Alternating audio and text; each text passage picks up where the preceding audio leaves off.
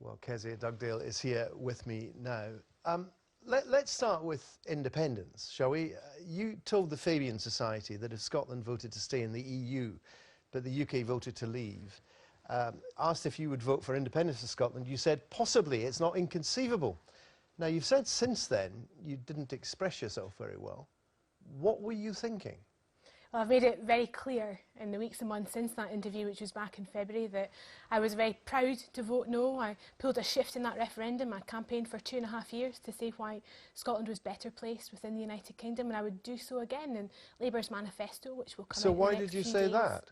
Like I said before, there's a very clear commitment now in the next manifesto of the Scottish Labour Party that we oppose a second referendum on independence. So if we vote to leave the EU, if Britain votes to leave the EU and Scotland votes to stay in, and there's another independence referendum, you would put staying in the UK ahead of being a Scotland in Europe?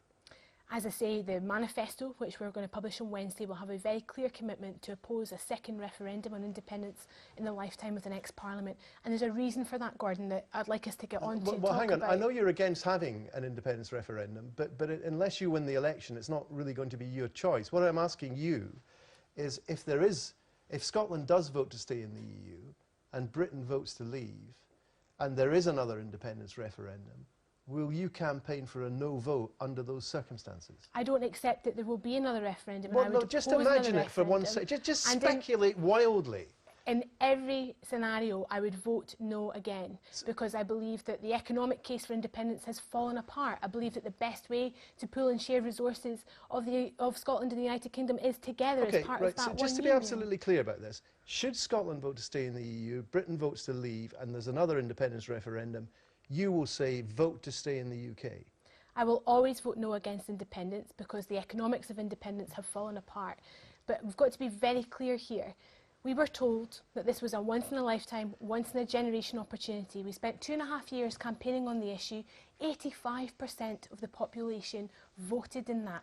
The result should be respected, and we should spend the next 5 years talking about how we're going to use the powers of the Scottish Parliament to build a fairer, more equal country. I think regardless, Gordon, of whether you were yes or no in that referendum, that's what you want, to move on from those arguments of the past and talk about the powers of the Parliament. Right, that's what you say, but presumably what you told us, given what you told us on this programme last autumn, should there be another independence referendum in those circumstances, and the SNP say they would like one, there'd be nothing to stop Labour Party members or Labour MSPs campaigning for a vote to leave the UK and stay in Europe, would there? I can't be any clearer than I have with you today, Gordon. I was proud to vote no. I would vote no again. Sorry, I don't support you gave me a very clear referendum. answer. When I asked you last autumn whether Labour MSPs or MPs should be allowed to campaign for independence, you said yes. Now that's pretty unequivocal. Every Labour MSP that was there during the lifetime of the referendum voted no. The Labour Party made a strong socialist case but they would be free to campaign for a yes to independence. Gordon, I've said to you very clearly what the platform and the manifesto of the Scottish Labour Party has said. Yes, you did say we're very clear. You said, when I asked you whether Labour MSPs or MPs should be allowed to campaign for independence, you said yes. I will always vote no against the second referendum. I was proud to vote no in the past.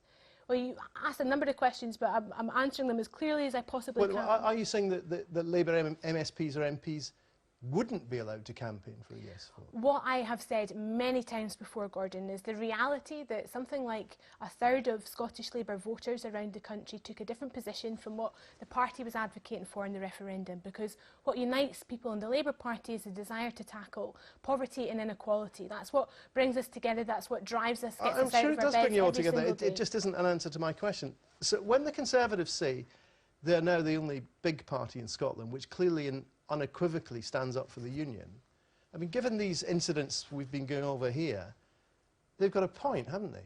Well, I utterly refute that the Scottish Tories are any good at maintaining and supporting the union. Let me give you 4 very quick, simple reasons why. Number 1, it was David Cameron within hours of the referendum result who was advocating English votes for English laws, which undermined the whole referendum process that we'd been through. Well, it was the Tories that tell us about Labour, not the Tories. Well, you've just put to me that Ruth Davidson can be trusted with the union. What the Tories say is, look, if you do interviews where you say it's not inconceivable you'd vote for independence, if you say that Labour MSPs and MPs can campaign for for independence if they want to, then the position of the Scottish Labour Party is not entirely unambiguous. That's the point they make. It is important to say that it's Ruth Davidson that can't be trusted on the question of the union, because her party and her government have done more to divide working people across this country than anyone could possibly imagine. What I am trying to do, Gordon, is to say that we had a very healthy democratic process in the referendum. The results should be respected. Okay, I think people who voted both yes and no want to move on from that. And the big issue at this election is how we can use the powers of the Scottish Parliament to deliver that change that so many people want to see. Let me quote you from a leader in the Daily Record the other day. That's hardly a paper unsympathetic to the Labour Party. Quote, they said, "The party still have no idea," that's you, "about what to do about the surge of support for independence that accompanied the referendum. Their fortunes won't be revived until they do."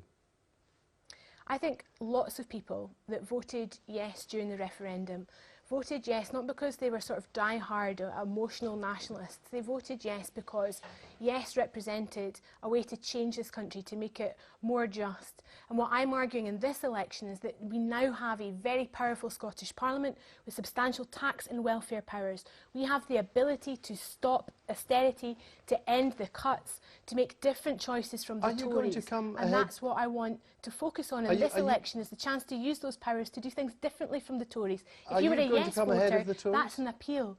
I want to win this election, Gordon, and I see the polls and I see that they're challenging. But you think you're going to come ahead of the Tories? It's not enough for me to aspire to lead the opposition. I want to be in government because I believe the I know values you want and the that, principles. but realistically, is there anything on the doorsteps that tells you you're going to come out clearly ahead of the Conservatives? Well, I caught a little bit of your package from John Curtis. I didn't hear it all as I was coming into the studio, but you hear in that package a great deal of support for the policies that we're advocating, particularly around the use of the tax powers. There's been at least 3 or 4 polls that say that people like the idea that we have the powers in the Scottish Parliament to make different choices from the Tories, not to use our Parliament as a conveyor belt for Tory cuts, but to do things differently. And Labour's manifesto, and we were the first people to publish our plans around how to use the tax powers, gives people an opportunity to vote for change, to vote for an end to austerity. If the Tories do beat you, will you resign?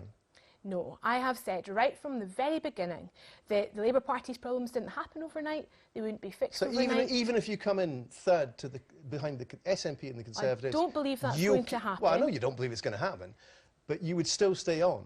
Even if that were to happen, I would absolutely continue in post. I've always said that I have a long-term plan to turn around the fortunes of the Scottish Labour Party. I've just started that work. A very big part of that is putting forward a much clearer sense of what the Scottish Labour Party is for, what we stand for, who we stand with. And you can see from the report that John Curtis put out there, there's a lot of support for those policies and those ideals. But irrespective of the results, more Kezia. Now, listen, we've had bad news, haven't we, this week? Unemployment in Scotland going up faster than anywhere else in Britain. Some economists here worry that the Scottish economy, not Britain as a whole, could be heading for recession. Incomes have been stagnant. We desperately need people to get people spending more money and get some economic activity going. Just about the last thing you need in a situation like that is the government putting your taxes up. I think it's a very old-fashioned argument to say that the only way that you can support business and growth is by cutting taxes. Actually, if you look at all the growing economies across Europe and indeed wider around the world, the best thing we can do in an increasingly globalised world is invest in the skills and the knowledge of our people. So what I would say to you, Gordon... Look, let's not get into it. I concede the argument. Right, good. It's a very good thing to do, to invest in the skills of people. Right now, when we've got bad news on unemployment, when we've got stagnant incomes, and we're arguably, and in fact your party has argued, we need a stimulus to the economy, putting taxes up, which sucks demand out of the economy, is precisely the opposite of what we need to be doing, surely.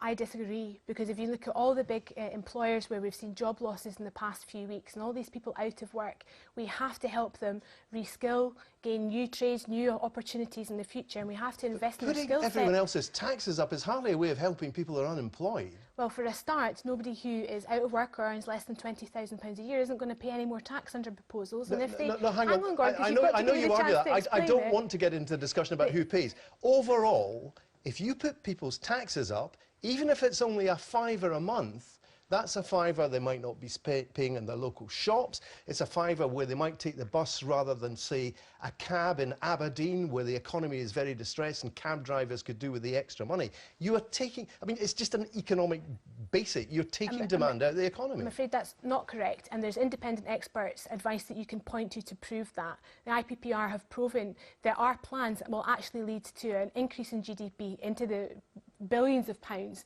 and actually investing in the skills and knowledge of our people is the thing to do in a growing economy. Well, our plans are for the lifetime of the next Parliament. That's the manifesto proposal that we're putting forward. It still doesn't answer my point that taking demand out of the economy... Look, if you can provide analysis that shows that spending a bit more public money on schools and education in the short term puts more money into the economy than the tax spending that you take out of it, then fine. But I'll bet my bottom dollar you can't produce any evidence showing that. But isn't part of the problem in Scotland today is how short-term our approach to public policy is? The Labour Party is the only one advocating about what Scotland might look like in 10, 20, 30 years' time, and the decisions that we have to make now to make sure that we're equipped for that opportunity. Can I just I'm point talking out today in the papers today about the need to invest in, for example, coding skills and IT skills. Can I just point out the last Labour government faced by the financial crisis in 2008, they clearly hadn't read the Kezia Dugdale economics textbook. They cut VAT as a way of pumping money into the economy. You're proposing to do the opposite. I think that if you look at growing economies across Europe and indeed around the world, those that are doing well are investing in the skills and knowledge of their people. I want Scotland to have a world-class education system where we invest in the skills and training of our people at all ages. You can't do that though, Gordon, without finding the money to do that. And the reality is, not only could we make the wrong choice by not pursuing this path, but we will face further cuts if we are left following the decisions that the SNP and the Tories have made, which will exacerbate the problem. Can I just briefly ask you about another issue? Named persons legislation. Jenny Mara, who's one of your closest colleagues, said recently she regretted that she'd voted for it in the first place, and that Labour now she would now oppose it. Is Labour now opposed to it? No, we support the principle of named person. I was the education spokesperson for the party during the passage of that bill. But why is Jenny Mara wrong? Let me explain to you the process that we went through. Every leading children's charity in this country came to me and said that this is what we needed to do to protect the most vulnerable children. And we supported that. We made some very serious statements and concerns about the degree to which it was resourced. We were worried that health visitors and nursery managers didn't have the money to do this properly, but we supported the principle of it. What has happened in recent months and recent weeks is I've travelled the country and my colleagues have done likewise. So we have met countless parents and families who are at their wits' end with worry about this proposal, which is why in recent weeks I have said that if there was a Labour government, we would pause the introduction of this legislation, because it's actually not due to come into force until autumn. There's an important point to come here, Gordon. I'm sorry, I have to say this to you. Briefly. We would ask the Children's Commissioner, who supports named person, to try and rebuild that trust and faith which has been lost in this idea before it's been even introduced. OK, now, your manifesto, will it have a commitment to scrapping Trident? The manifesto will say that following a decision taken at our party conference in October, we oppose the renewal of Trident and that we would like to see those jobs protected with a defence diversification agency. And you won't agree with a word of it? I have said for many months now, Gordon, and indeed on your programme before now, that when I took over the leadership of the Labour Party, there were mixed views on the issue of Trident. The way for me as leader to navigate that was to do something unique, was to have a healthy democratic process. But it certainly is unique, I'll give you that. I mean, look, every other party leader I've interviewed, at least I can rely on the fact that what's in their manifestos might be a load of old rubbish, but they actually do believe in it. You're the first leader I've interviewed who doesn't agree with a very important issue that's in their own manifesto. The manifesto that we'll be publishing this week is a programme for government for the next 5 years of the Scottish Parliament elections. It's driven fundamentally by a different approach to ending a lot of people watching this will just say, hang on a minute. Investing in schools, investing in hospitals. Fine. A lot of people watching this, they'll say, look, she doesn't even agree with what's in her own manifesto. No, I disagree with you. That tells you all you need to know about the Labour Party in Scotland. Because the difference between the SNP and the Tories and the Labour Party is that whilst they obsess with sort of personality-style elections, what you have in the Labour manifesto is a manifesto, a set of policies and platforms that have been brought together in a healthy democratic way through our movement with our party members, the trade unions, hundreds of stakeholders across the country. Look, briefly, it's a strong and powerful manifesto. We are running out of time. Is there a big idea in your manifesto you haven't announced it? You're on national television, you might as well see it now. The biggest idea we have is a plan to stop the cuts and invest in education. That's what Scotland needs to do for the future. So there's no big new idea in your manifesto. It's the same idea we've been arguing for months, and that's what you'd expect. Will you ever become First Minister? I very much hope so, yes. But are you confident of becoming First Minister? I would love the opportunity to serve this country, Gordon. All right, Kezia Dugdale, thanks very much indeed. Now,